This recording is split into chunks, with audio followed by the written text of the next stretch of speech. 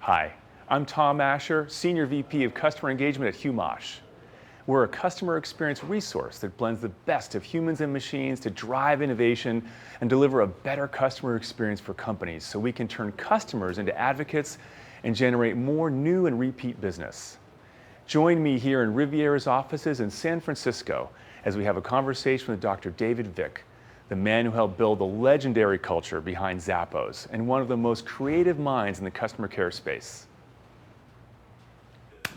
David, I am so excited to interview you today. Thanks for agreeing to talk with us about customer care.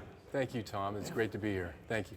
We're here in these beautiful Riviera offices in San Francisco, and just happy to talk to you. And I got a few questions for you. You ready? Perfect. Let's Okay. do it. All right. Yeah. All right. Tell me. Yeah. Give me a taste of what it was like, if you can, of the kinds of conversations you had to have, you and others in that organization, Zappos, to shift that thinking. Because what you're advocating, a lot of companies try really hard to do, and they find it hard to make that change. They find it hard whether they're getting outside help or they're trying to do it internally or a combination of the two. Yeah. That's hard to get people to think like the customer, even though they are themselves their own customer, and to make those changes happen, to operationalize that. So tell me some of the challenges and roadblocks that you may have encountered even with your chiropractic practice or with Zappos or here as you're advising other companies in your career after Zappos. Well, Tom, that's a perfect question because that's one thing every company can do right now is you create a vision. Less than 7 words, very succinct. In my clinic, I delivered wow. So no matter what, if I wasn't wowing the patient, we didn't do it. Like we didn't have a waiting room because we didn't want to have people waiting. We had a reception room. So we changed the vocabulary to go ahead and support delivering wow. Zappos at the beginning, we delivered wow. Now we deliver happiness, but we delivered wow at the very beginning. And so one of the things to kind of create that is, I know when I was first there, we had somebody at the call center saying, hey doc, I got a customer that called in and said, you know what, they want to return some shoes because the boot fell off. They want their money back. It's like, what do I do? And I said, well, just wow them. And it's like, what do you mean wow them? I go, well, what do you think would wow them? They go, well, why don't I have them send the boot back to check it? And I go, will that wow them? They go, probably not. I go, what would wow them? They go, send them a new pair. It's like, okay, send them a new pair. And so what we did was, whatever we did, whether it's the website or whether it was the content team, whether it was the front-end development team, whatever it was, the retail team, if we didn't wow them, we didn't do it. And so, I mean, we had a great thing with the retail, the people that would buy all the supplies and so forth, and the shoes and so forth from our vendors. They had a 10-minute turnaround on emails and calls. And so it was immediate, and vendors never got service like that. Right. You know, so we really catered to the vendors, catered to the customers, and that's what we did. We just delivered wow. Amazon, in the same breath, they're doing the same thing. Their vision is to be the Earth's most customer-centric company. That's it. Most customer-centric company. And so the thing is, everything they do is about customer-centric. And once they do that, people flock. Instead of pushing products that people don't want in a janky technology website that doesn't work and then deliver it in a week or two, you know, and deliver the wrong thing, and then when you go to return it, you don't get a refund for 2 weeks, they keep your money. All that little kind of stuff, you know, just adds up. So Amazon did it with being customer-centric. Zappos did it with delivering wow. Okay, but it all came from a vision that was very clear, that was the North Star that guided every thought, decision, and action of all the employees and created the vocabulary. Okay, so that's all in the book that I wrote, and that's what I help companies with. You talked about delivering wow. The consumer environment, the B2B environment. A lot of companies say, hey, that's great, they can do that, Amazon can do it, Zappos can do that, but we can't afford to do that. Right. Customer care is a cost center. Yeah. maybe it's generating a little value, but we need to spend much more on marketing or other areas.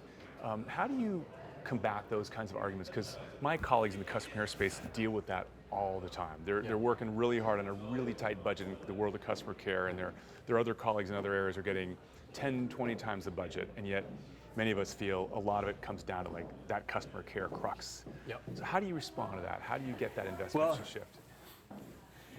Well, I tell you what, if you have a great experience and you create that emotional connection, you don't need a big marketing department, because they just reorder. They reorder, they love you, and so they won't go anywhere else. You're the de facto choice. So that's one of the big things. But a lot of people, a lot of companies that I talk to, they're still in the old school where they're just basically saying, hey, you know what, we just got to sell this product. We got to push it out there. We got to market it. But the thing is, you don't need the marketing. You need the word of mouth nowadays. And so you just work on the experience, try to get that emotional connection, and reduce effort for the consumer. Because whether it's B2B or B2C, you're selling to a human. Right. You know what I mean? Or delivering to a human, or the human's using your product. It's basically, I mean, remember the old thing, it's like, I want this, come here. That's all people want. Yeah, it's that defending kind of the way we've done it in the past. And there's a lot of companies that are very large. They have a huge legacy to defend, huge revenue stream, and they're afraid that if they change, they're going to lose their edge, or they're going to lose that momentum. But they're pushing rope.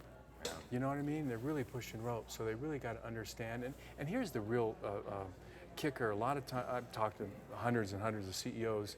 The big deal is for them, and the sticking point is like, God, I already got a full-time job. I got a full-time job.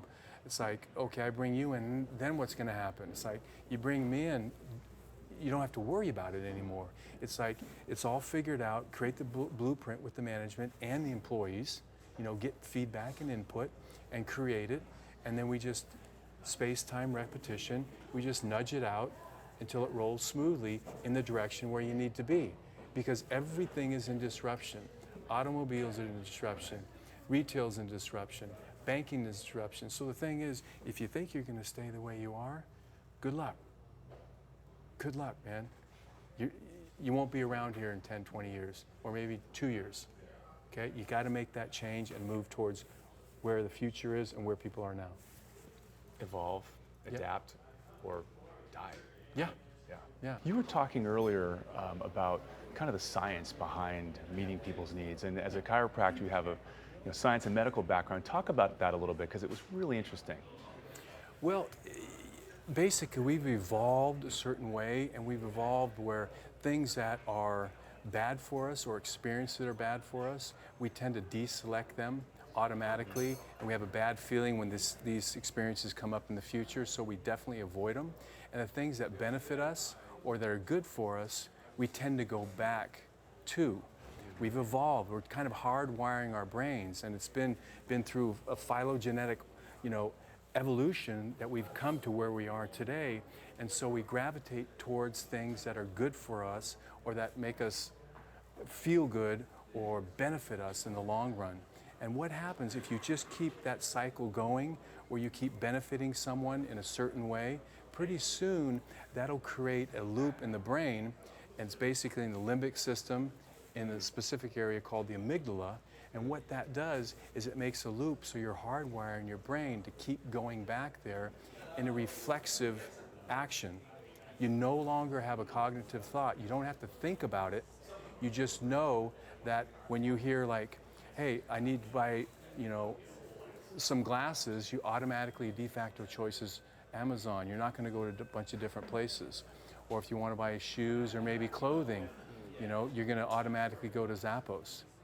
Okay, so that's real important, that you have to create that experience that's really good for us, and then that will basically wire people to keep coming back to you, and then you have customers for life. So how do you take this theory that you're talking about, how do you really turn it into practice in an organization, whether you're a startup or a large organization? And that might be a two-part question. Yeah. But how do you do that? I mean, you make it sound so easy, but we all know it's tough. So I think it'd be helpful for us to hear your perspective on that. So the thing is, you want to go ahead and just shift the focus from, hey, this is what I sell, this is the product, service, or knowledge that I sell, and what we're going to do is make sure the experience inside the product, service, or knowledge is the best experience possible that will help drive an emotional connection, and it reduces effort. And then on the delivery, do the same thing. Like backing up with Zappos. Right. Zappos, we were selling shoes like Adidas and Nikes at the very start, and we couldn't do anything to them. They were basically already done. Okay, so we couldn't make a super high-heeled Adidas. You know, people wanted the Adidas, so we sold basically commodities, things that other people made. But the thing is, we could work on the delivery, and so what businesses can do is like look at how people shop back in the day. And we looked at it, it's like, okay, you can only bring 2 things in the dressing room. And when you back it up, it's like, you know, 99% of the people don't steal, only 1% steal. So you're penalizing 99% of all your customers. So we just trusted the process, say, hey, order as many things as you want, okay? If you don't like them or they don't fit, don't work out, send them back. And we reduced effort with technology because all you had to do is print a free label. Right? Print a free label to return it. And by the way, you got them shipped free. And back in the day, you didn't get anything shipped free. It was always an added service. So what we did is looked at every barrier that the people had, the customer had, or the consumer had, and just got rid of them. And so we got rid of all the friction and barriers for someone to go ahead and come on board. Yeah. Thank you for taking the time out of your day to talk with us here at Riviera Partners, this great office environment, and share some of your nuggets, your wisdom around how to be a successful company, how to build a great customer care organization, what you've done in the past with 3 very different environments. Yeah. Really appreciate it. It's been a pleasure talking with you, David. Thanks. It's my honor. Thank you, Tom. Until we meet again. Love it. What an awesome conversation we just had with David Vik. After talking with him, I realized we tend to overcomplicate customer care with too many strategies and an unclear vision. Bottom line, David advocates the importance of a crystal clear vision and then executing with straightforward strategies. We all take this customer first vision for granted. Dr. Vik did it, so why aren't more people doing it?